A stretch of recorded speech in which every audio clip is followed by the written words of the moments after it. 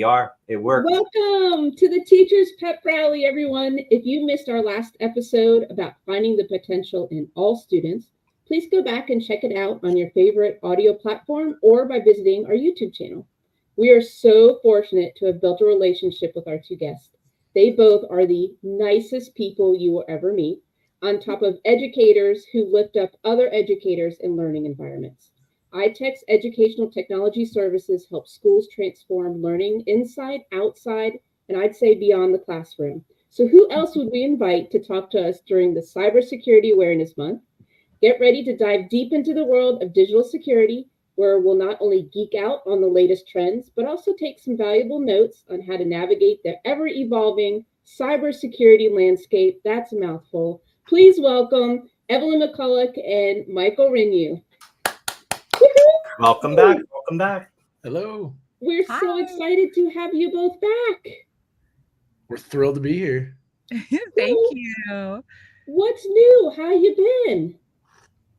We have been doing great. And Erin, it's so nice to see you. We loved having you at our Miami Learning Summit here in Florida. And following that, we had a big summit in Orlando. It was our 5th annual event. And then we have been action-packed this fall, welcoming all of our schools back for their first quarter and being on campuses in Orlando and in South Florida and in Tampa. So the team has been canvassing the state and supporting all of our favorite teachers and schools. We've been having a blast.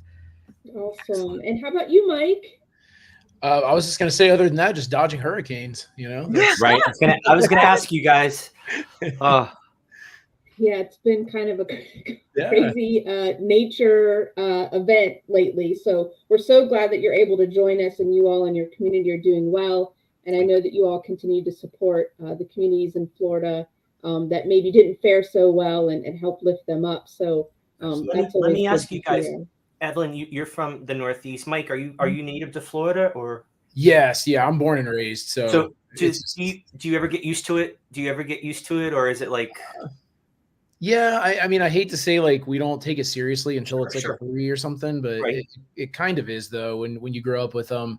But every now and then you get reminded, you know, you sometimes we get a tropical storm that's really nasty, and we remember that, you know, hey, a lot of rain can cause the flooding, and so you know, nature will always humble you at the end. So yeah, for sure. Glad you guys are okay. Thank you. Yeah, me too. And Evelyn, you mentioned Miami. Before we started, I was talking to Pete and just said it was just a wonderful day. I mean, you know, you really do, I feel like, help people beyond the classroom. I met so many amazing educators, strangers when I walked in the door, but friends, you know, when I left. Funny story, actually, if you don't mind me sharing this, when I showed up, I think you both know because you're nodding your head. So I had stayed, I took the Bright Line down from Orlando to Miami, stayed in a hotel that night. So the next morning I'd be all fresh and ready, but I had to go ahead and pack my suitcase because I was going to head back to Orlando at the end of the summit. So I had to take an Uber from the hotel to the school campus, which was gorgeous where it was. So my Uber driver, he was going to drop me off in a place where I was like, I don't think this is the entrance. It was some kind of random part of the security gate.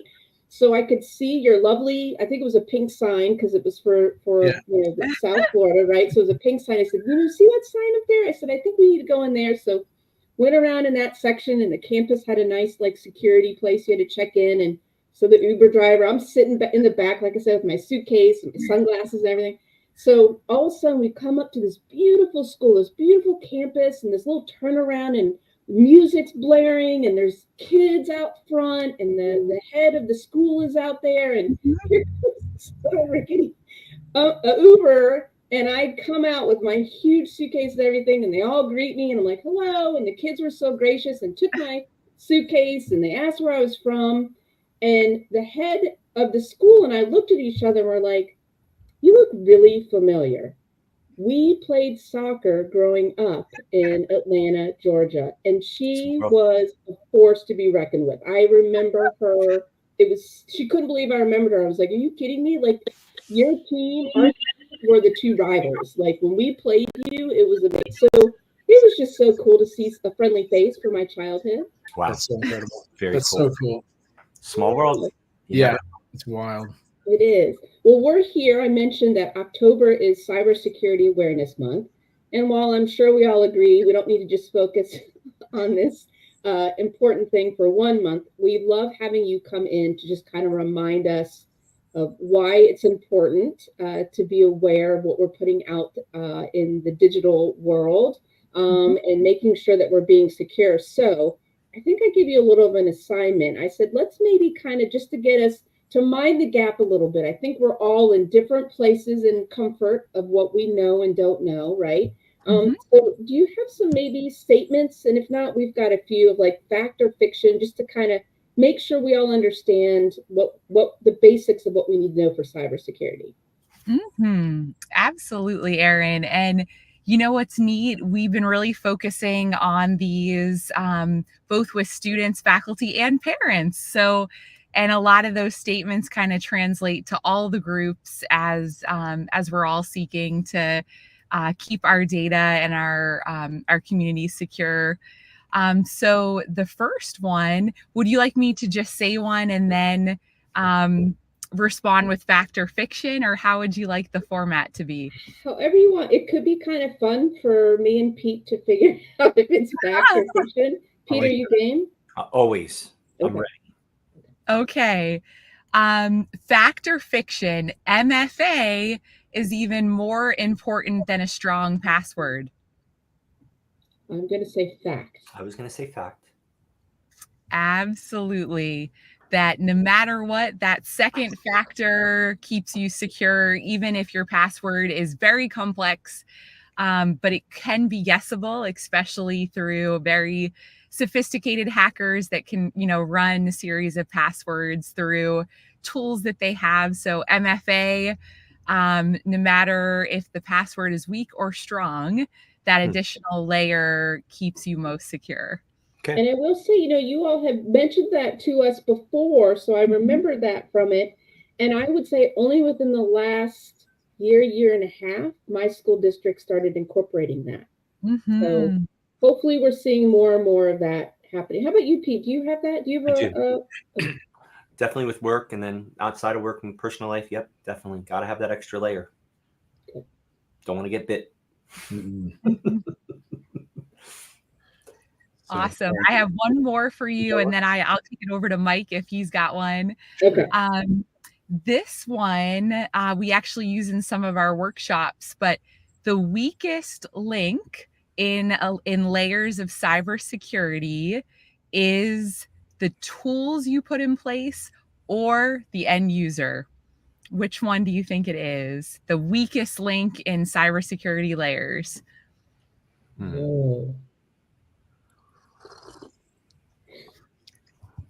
That's a good question. I'm just going to guess. I'll say the end user.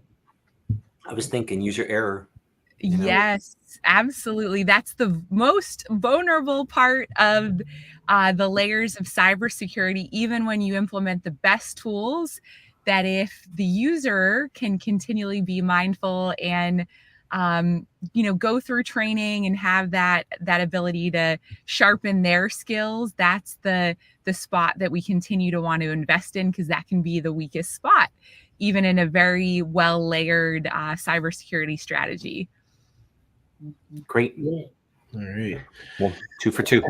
There we go. So let's see. I'll throw 2 at you as well then. So how about students, see, like age-wise, like students as young as even elementary school should be being taught and thinking about their digital footprint? 1000%. Yep. Fact. Yep. Absolutely. And we tend to think like there is like a cutoff of like, we don't need to be worrying about that. But if it just gets kind of tossed into their face at a certain point, it becomes really hard and a struggle for them to start thinking about how to have a good digital footprint. The other part is that, you're seeing now, students younger and younger are spending more and more time on devices, and that's a whole separate bag to open up. But yeah.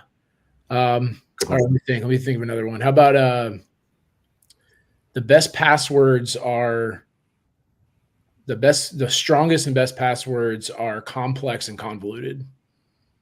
Ooh. I would say complex, but I don't know about convoluted. I'm going to say false. I'll go true, just for fun. Okay. I would say no, and this is maybe a personal preference. That it always becomes hard to remember, right? When we're making those things like overly complicated, and it's like symbols and numbers and our great grandmother's, dog's birthday and all this other stuff that we're trying to put into it.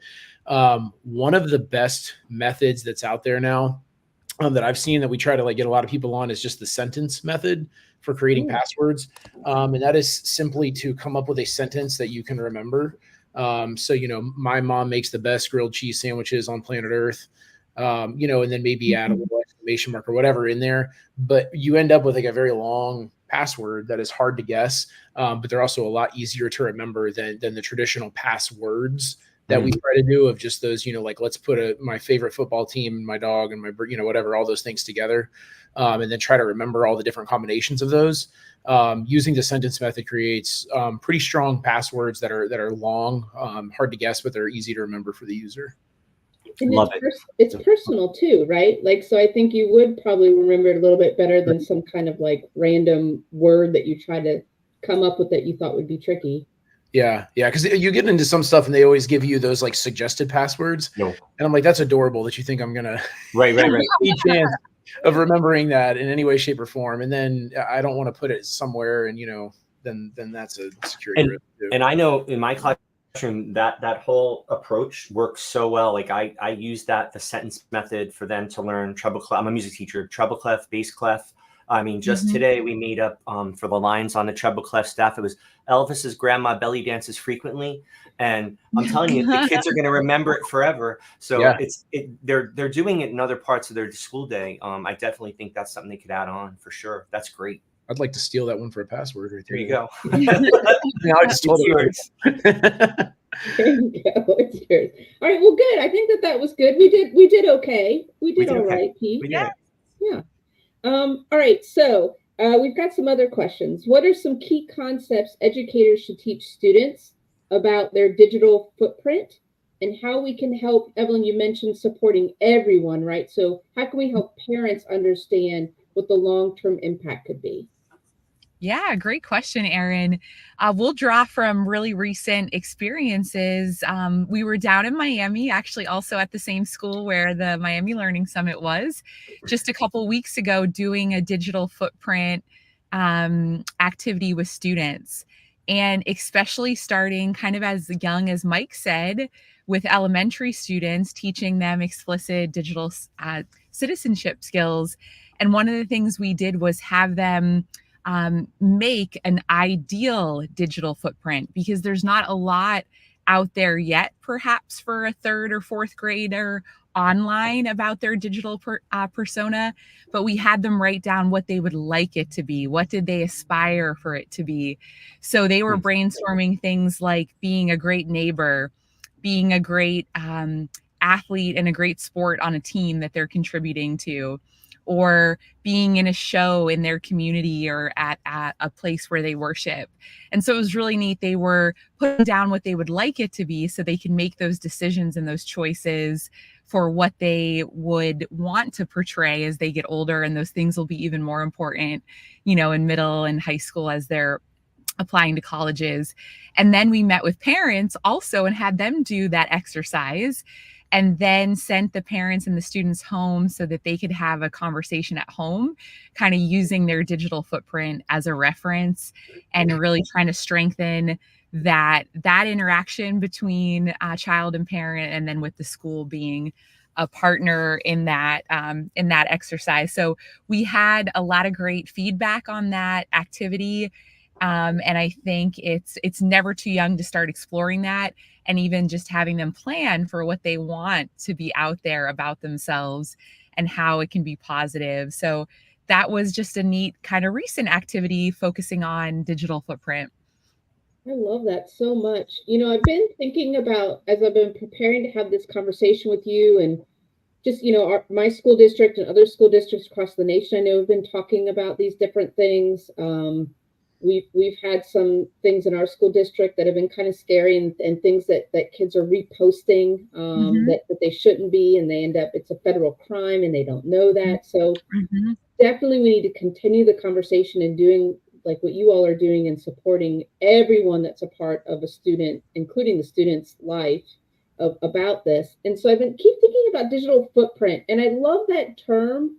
But I'm such a visual learner, and I've been thinking about, so you tell me about this, because just as you were talking, I had this idea. And instead of a digital footprint, because I think sometimes it's easy for us to just post something out there and then forget about it, right? That it's permanent, or that it's easily traceable, or anyone could see it at any time.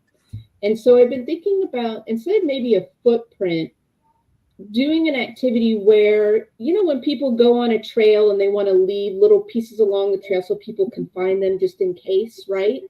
So it'd be interesting to kind of write out a bunch of things that you would want someone to find that you've written to come and find you, right? And then maybe even do something where it's a bad example of things that people write as a digital footprint and leave out there. And which one, if someone was going to come find you and was picking them up and reading them, would you want them to see? I don't know. It's just an activity. I've been thinking about that, because sometimes I think it's easy to remove ourselves, and especially to try to teach kids, if adults have a hard time remembering, oh my gosh, if I put this out there, like, people can just see it. It's everywhere, right? Yeah, there's no such thing as deleting, right? That's a big, which kind of piggybacks off what you were saying and what Evelyn was saying, thinking about what they want to put out there, that it's real easy to fall into that trap of just, falling into the vitriol and posting something. And I think one of the struggles is that it used to be kind of, when everything is just physical, face to face, you can kind of have those conversations of like, hey, there's just certain things that people don't say and don't do. And you notice that none of the adults in your life say these things to other people. I mean, I have those conversations with my own kids when they get a little, they're 8 and 10, and when they get a little crazy and they hit somebody or whatever, and he's like, well, I was mad, and I go like, have you ever seen me hit anybody?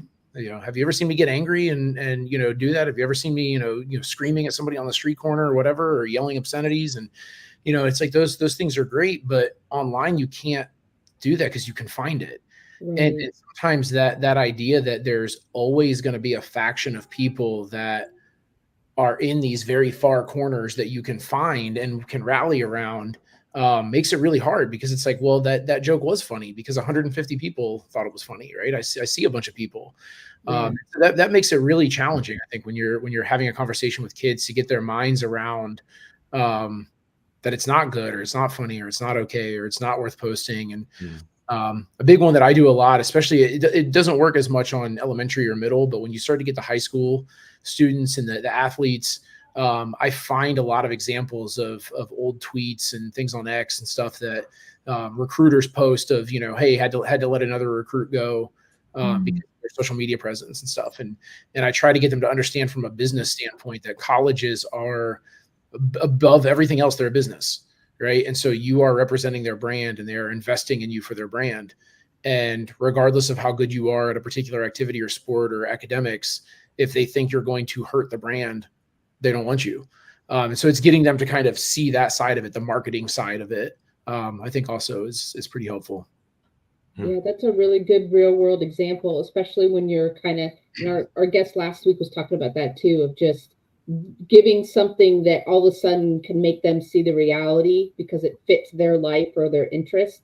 And seeing that, oh, you know what I mean? Like, I didn't think about it this way until you showed it to me. Yeah, absolutely. What are some other ways you all maybe have seen, some ways that students have negatively contributed online that your schools have been sharing with you, or that you've gone into support to try to, turn around and make it more positive? That's a good question. We do see a number of things in the different schools that we support.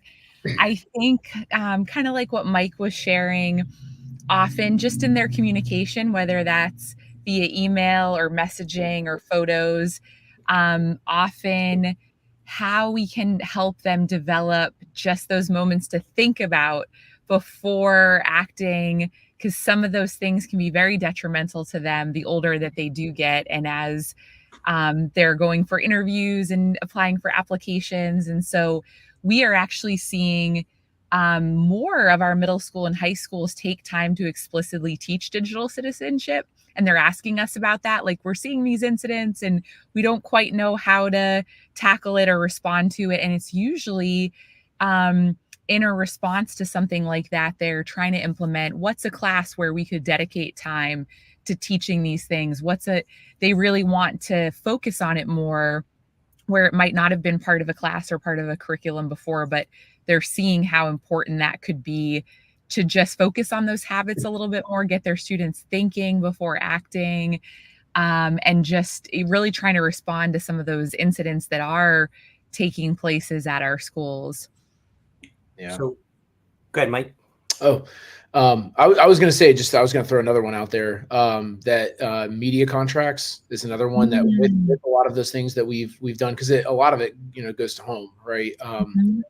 The schools have done a good job of starting to shut down. I don't know, I hear anyway of cell phone usage in schools, and but a lot of the stuff that that happens is ends up being outside of school and posting and all those things. So that's one of the things that we've worked on with parents too, is media contracts for healthy usage of devices at home and what that looks like, and limiting that, and it includes everything from limiting screen time to what devices you can use, what games you can play, all of that. So a lot of that involves first educating the parents. We talk to a lot of elementary school parents that don't realize that certain games have unlimited chat features, things like that, or some of the apps that their kids have, and their kids have, unlimited access to the internet on their devices at, really young ages. And so just, what that looks like, and then having the parents also model healthy behavior, so they make a contract that goes both ways with the kids. Since the last time we talked, Evelyn and Mike, what's new in the field that you're most excited about? Maybe what's most concerning? We've talked a lot about the resources and what's out there for parents, but you working in the field, school to school, working with kids and all, what new resources are out there? But also, I'd like to look at the bigger picture. What is most exciting to you right now? And also, what are you saying? Oh boy, that's something we're going to have to deal with down the road. Has anything started to been bubbling up? I think, Mike, do you want to go first on that one? Yeah, I was going to say, I'll go negative first. I think like negative is that like we're just starting to see some schools even put like MFA for students devices because of some of the things that can come from that end. And it's just, I mean, it's good that we're being aware and we're, working to do stuff, but it's also frustrating, sad, scary that we're in that position of having to add like, multiple layers of security to student devices and logins and things like that is just a, so yeah, I guess that would be probably my negative thing. I hear you.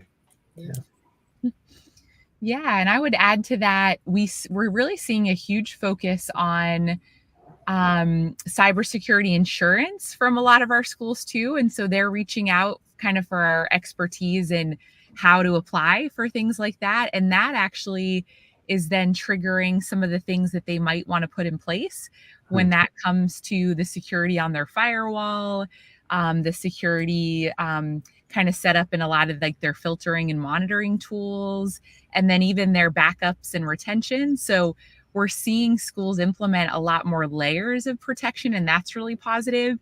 And whether that stems from a cybersecurity application for the school or just more of a focus that they're seeing how important that is. Especially, I love seeing in a positive way a focus on student data and privacy as well.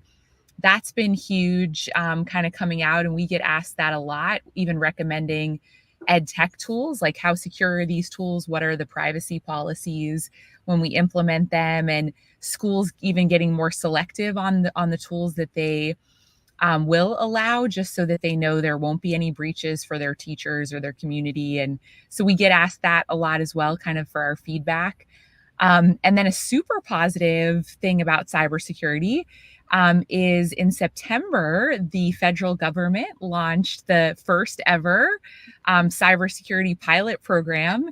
So we have been pumping that up to our schools as well to support them in applying. They can apply, all schools and libraries across America can register on the USAC portal, which is the same place that they can apply for E-rate. So if they've already done that, they have a huge leg up.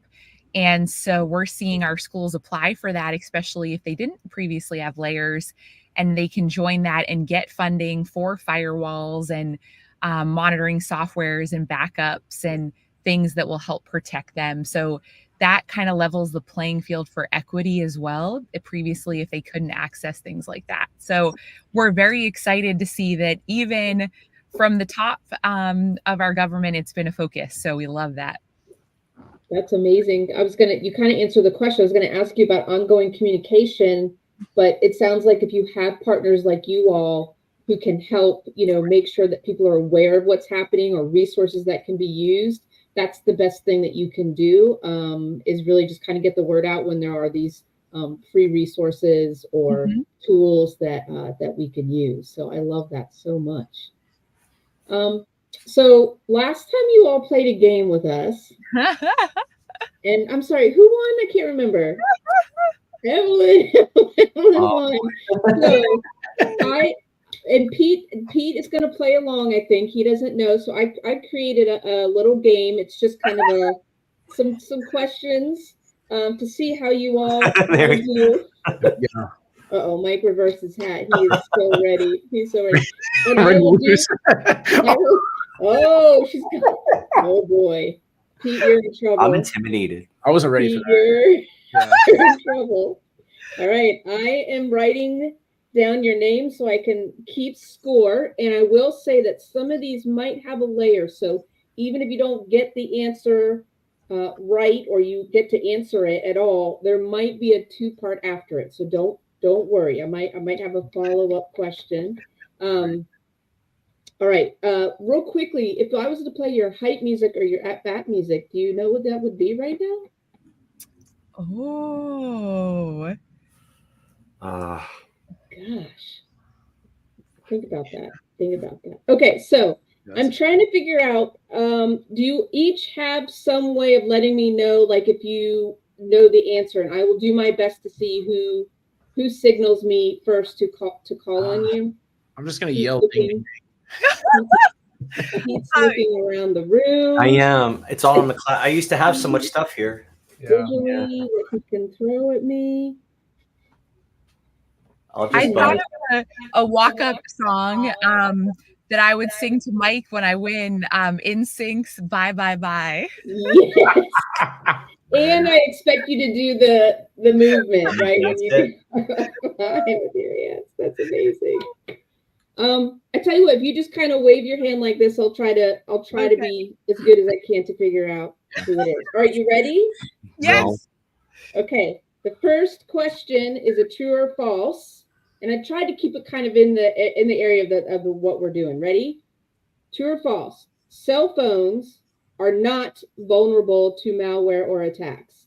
Evelyn. True. Oh, wait, I mean false. I meant no, false. All answers are final. I will accept your opposite. Yes, I will accept your correction because the two guys look still stunned that you had done so quickly. So yes, cell phones are vulnerable to malware or attacks.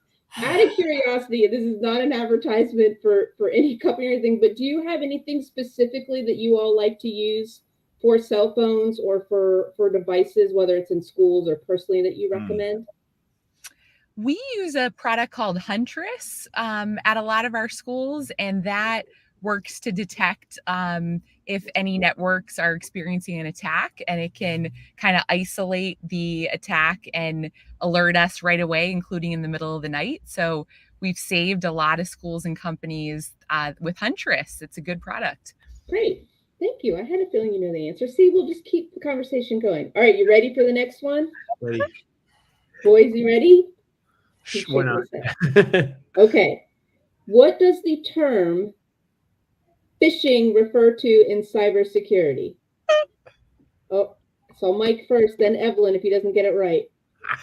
Okay, so there's a couple different types of phishing, but phishing. Wait, tell me what you know about phishing. Yeah, so we can be here for a while. Oh, okay, let me get comfortable. So there's phishing, which is just when somebody is attempting to gain information from somebody. So like we were saying earlier, the end user is the weakest link. So they're reaching out to people, but it's usually very generically. They're just sending an email to everybody that says like, hey guys, you need to click on this and do this and update this information or whatever. They're hoping that somebody will. There is also spear phishing, which is more targeted. So that is when I'm going to specifically send a text message to Pete. And I might pretend to be, an administrator or somebody who's in charge of him or whatever, and say like, hey, Pete, I really need you to go ahead and click on this and do this, or send me such and such information about the student or whatever. So I'm specifically targeting him with something. You can see some pretty sophisticated ones. You get if I can share ours, our CEO, we had one where we were getting text messages acting as our CEO, asking for information from people like new employees and stuff. So they didn't know anybody. Like it's crazy. So they get sophisticated. And then there's even whaling, which is where you go after phishing for somebody like a big dog, somebody who's up on top. Like if they were specifically going after the CEO of a company, the principal of a school, something like that. And that's called whaling. So little Moby Dick reference right there. There you go. Yeah. Yeah, you did it in several layers, but yeah, the main thing, like you said, is that a lot of times they're trying to trick you or try to get some kind of personal private information from you. And often it seems like it's a trusted source, right? Correct. Actually, while I was writing this out, it just shows you how much I haven't thought about this, the term phishing, and you just used all these great, I would call them puns for the different terms. But there's also catfishing, right? Like we all are familiar with that. That's true. Right? That is true. All right, so we've got Pete, what's the score? Egg, I'm sorry, what? 0, Evelyn 1, and Mike 1. All right, you ready? So I had some fun with a couple of these. All right, what is the name of the virtual assistant that operates Iron Man's suit in the MCU? Mike. Jarvis. Nice. I'm surrounded by the Shire. I'm a nerd. I've got a Kurt Vonnegut t-shirt on. Nice. Oh, I like that. I didn't even see that. All right. So for another point, can you tell me what Jarvis stands for? And I'll be honest, I didn't know this, and I thought I knew all this stuff. That I don't know. No idea. What does Jarvis? I'm afraid to, because I'm gonna mess up the recording. I open up anything right now. I can't remember. I know as soon as you say it, I'll remember. But I can't remember. It's something silly. I know it's something silly. Yeah, it is something silly. I feel like someone might have it. I got it. Oh, Evelyn, go ahead. What is it? It is just a rather very intelligent system. Yes, Jarvis. Seriously? And she pulled that right out of her own mind. I know, that was amazing. I gotta have that on a t-shirt. I used my computer to look it up. You collaborated with. Yes. Collaborated. Okay. Why is it important for students to use a strong password for school accounts? Why is it important? Yes, Evelyn. And Mike. Love you, Mike. It is very important because even a student, their logins, if someone were to get inside of that, they could have access to the whole community's data. So they need to be protected as any other user on the network as well. Yeah. I know in the past, like years ago, it used to just be like, we'll use the student ID. Well, that's not a great thing to use, right? Because that's personal information. I know, Mike, you use the sentence methodology, which I love, but have you seen some other ways, even just other ways to just help students remember their password? Because even when it was that before, they couldn't remember that was what their password was. So have you guys seen some clever ways of people helping their students with remembering it? If not, it's okay, but We would even recommend a tool like ClassLink or Clever, where there are no use of passwords anymore. So if everything is rostered via a system like that, and then passwords are kept in the password locker once it's entered once, the goal is that there isn't a lot of password entry or remembering as much as possible. So that's probably what a good baseline for security for students, unless Mike wants to add something on that. No, that was the first thing I thought of. Is I was like, the easiest thing is just not to do it. So use something like like class. Yeah. Okay. I know they use Clever around here a lot, Aaron. Yeah, that's really big. And we use ClassLink where I'm at. Probably biggest one. Clever. Both very good products. Yes. Yep. Great. Okay, here we go. Here's just to give you a heads up. This is a little bit more of a pop culture one, but still in the same genre. In the Disney animated movie Big Hero 6, what is the name of the inflatable healthcare robot? Oh my God, Evelyn! I actually think Pete did beat me out. Pete got me. Aaron! I didn't see a visual. Sorry. Oh, go ahead. I just held it up. I love Baymax. Yeah, that's a great one. That is a great one. Of all the things they make, other things, movies and things, why don't they do more with that one? That's a good one. Yeah. It is. Yeah. That was really good. It's all about innovation and all about like design thinking. And it's like one of the best ones. That could have been half of Epcot right there. Gosh. Yeah. For sure. Bring it back. All right, Pete, you got on the board. So you have 1 point.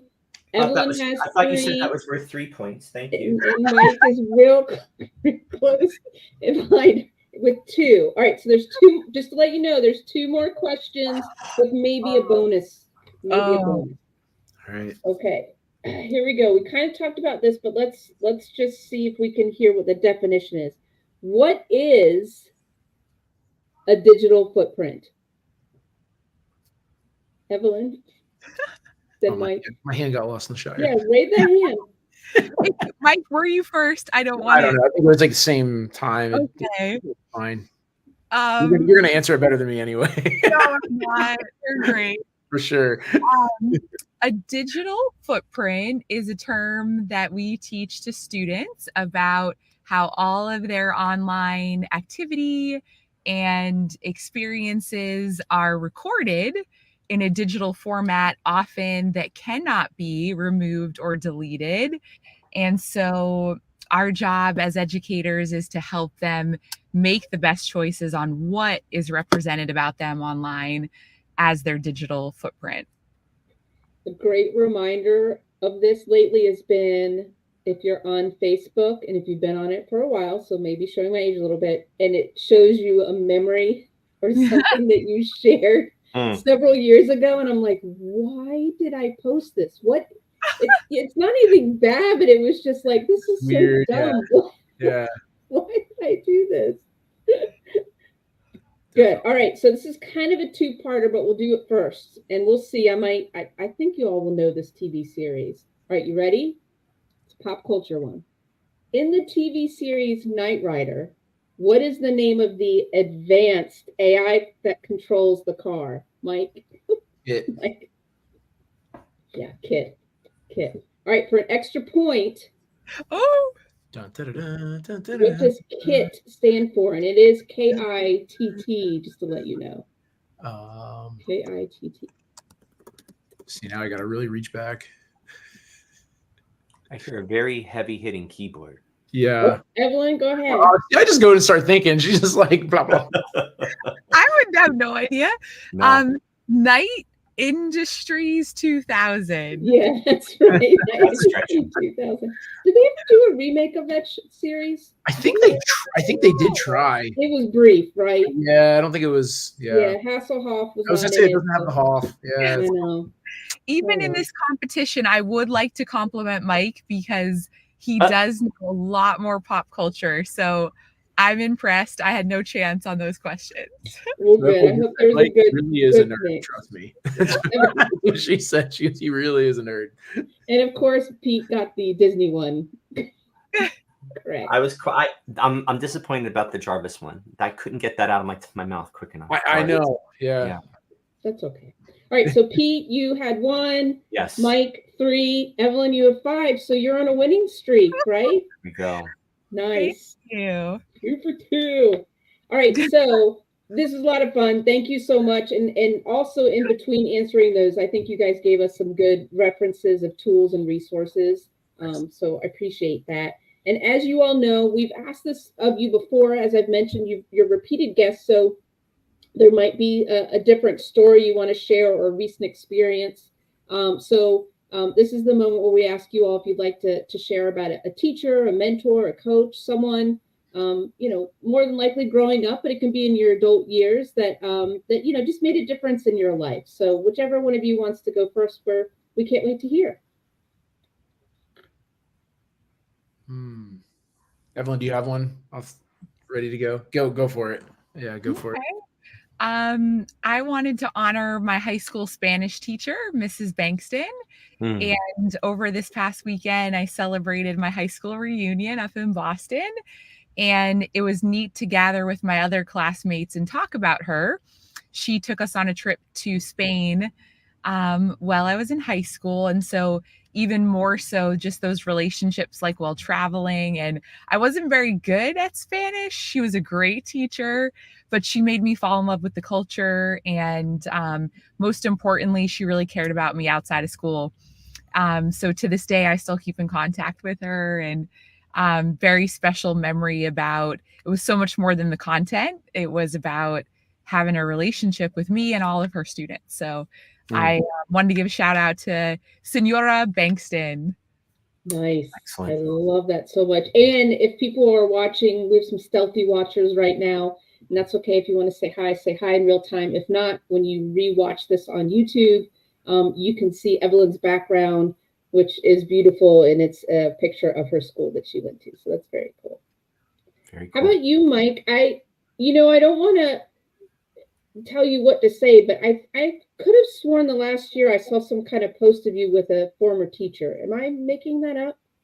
Pretty recently, yeah. This year, so that was that would be a great one. That was Miss Nichols at Trinity Christian School in Apopka, Florida, and she was my fourth grade teacher when I was there, and we had the joy of getting to go back to that school and tour around, and I got to see her. She is still there, working in the as a media specialist now, and she said that she bounced back and forth between being a classroom teacher and being the media specialist. She's bounced back a couple times, just because her passion is getting kids excited about reading. And I think back to being in her class, and I got excited about reading so much that I became an English teacher. So much that I have, Kurt Vonnegut tattoos and t-shirts and stuff. So I just, so huge impact, and she's still there just making a huge impact on kids' lives. And it's just a absolutely amazing human being. Awesome. That's so sweet. And I kind of planted that in you. So if there was someone else that you want to shout out, please feel free to do that. I always, my high school wrestling coach Kevin Carpenter, he's probably the one that I said last time, but I would say he's probably the one that most made me who I am as a man, as a human being. Taught us about humility and love and empathy and stuff above everything else, above winning. And just as a teacher, as a coach, I always tried to emulate him and just kind of be be a version of him, and figured I'd be doing good if I was heading in that direction. So that's beautiful. And the common thing between both of your stories and the ones that we tend to hear is it's the human connection, right? It's just making sure people just know that they're being seen or heard. So I absolutely love that. And we have a hotline this year. So if you'd like to share your teacher story, like Evelyn and Mike did, please call it at 470-227-0TPR, or it's 470-227-0877.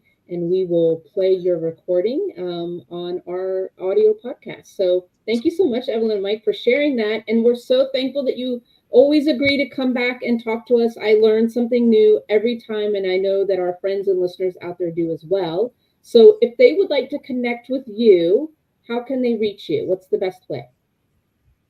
Absolutely. Well, we have our website on the screen. That was so nice of you, Pete and Aaron, to put that on for i-techsupport.com.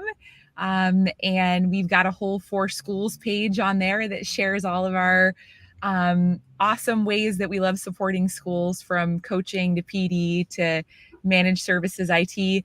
We're also on Instagram and LinkedIn and Facebook.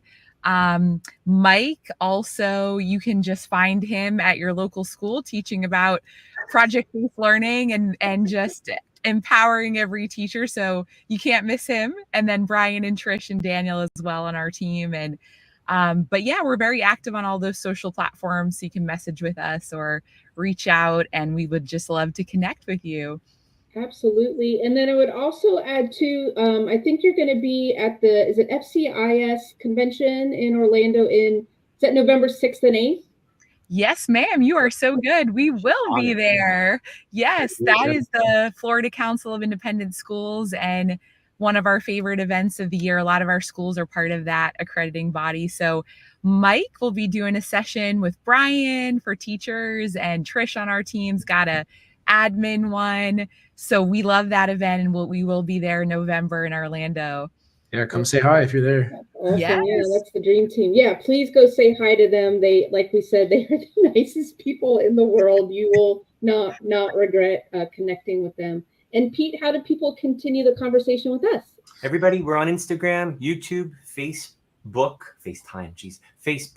website, teacherpeprelli.com. Leave us a review, like, subscribe, follow. And then Aaron, we got a big night coming up next Monday night. It's coming up. So we've been talking about it for a couple weeks now. We've got a free interactive webinar Monday night from 7 to 8.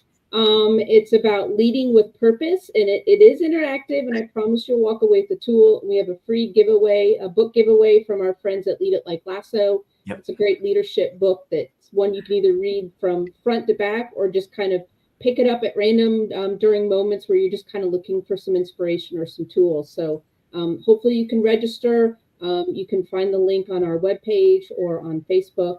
But come join us. It's free, and we'll give you a certificate when you're done. So, hey. It'll be fun. It'll be fun.